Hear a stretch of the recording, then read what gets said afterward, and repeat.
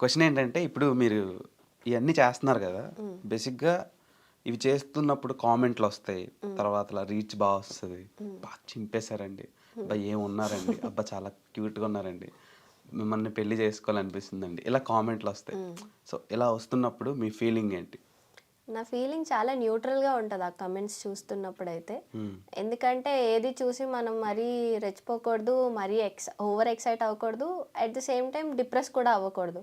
So న్యూట్రల్గానే చూస్తా. ఏమైనా కొంతమంది డిఫరెంట్గా చెప్పారు అంటే ఏంటి ఇంత ఉంది అని చెప్పి చూస్తే ఓకే, అది నాకు జెన్యూన్ అనిపిస్తే హ్యాపీ ఫీల్ అవుతాను అనమాట. ఎవరైనా నెగిటివ్గా పెడితే వెంటనే అక్కడే ఆ కామెంట్ డిలీట్ చేసి వాళ్ళని బ్లాక్ చేసేస్తాను నేను. వాళ్ళని బ్లాక్ చేసేస్తా? బ్లాకే చేసేస్తా. So super. మళ్ళీ ఇంకో ఛాన్స్ ఇవ్వను. సో నెగిటివ్ పెడితే బ్లాక్ చేస్తారు ఇంకా.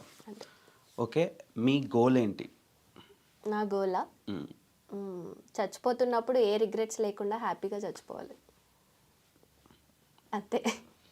సూపర్ గోల్ అసలు. అంటే మీలాంటి గోల్ ఉండాలంటే మినిమం మెచ్యూరిటీ ఉండాలి. మినిమం డిగ్రీ కాదు, మినిమం మెచ్యూరిటీ ఉండాలి ఫస్ట్ ఆఫ్ ఆల్. సో అది మీకు ఒక 26, 25 అనుకుంటున్నా. 25. సో ఈ ఏజ్లోనే రావడం హైలైట్ థింగ్. అది ఎప్పటి నుంచో ఉంది అదే గోల్. చాలామంది అడిగినా అదే గోల్. అంటే ఇల్లు, కారు, జాబ్, లేదంటే ఆ వరల్డ్ టూర్స్, ట్రిప్స్ ఇవన్నీ అనుకుంటాం, కానీ అవన్నీ మన గోల్స్ కాదు. మీరు అన్నారు కదా 200కి అయితే 500కి కావాలి అని. అలా మనం ఒకటి కంప్లీట్ చేసినా ఇంకా ఆశ వెళ్తూనే ఉంటుంది అనమాట. But that is the end. దానికి మించిన గోల్ ఇంకొకటి ఉండదు.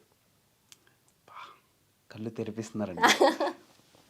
అంటే బేసిక్గా సద్గురు అని ఒక పర్సన్ ఉంటాడు, అవును, ఇషా ఫౌండర్. ఆయన స్పీచ్లు విన్నప్పుడు మనమే మోటివేషన్ అవుతాం. తర్వాత చాగంటి కోటేశ్వరరావు. సో ఇలా కొంతమంది ఉంటారు. అలా అలా మీరు ఫ్యూచర్లో ట్రై చేసినా సక్సెస్ అయిపోతారు. వద్దులేండి. ఓకే, మరి వాళ్ళ నిష్టగా ఉండాలంటే మన వల్ల కాదు. సో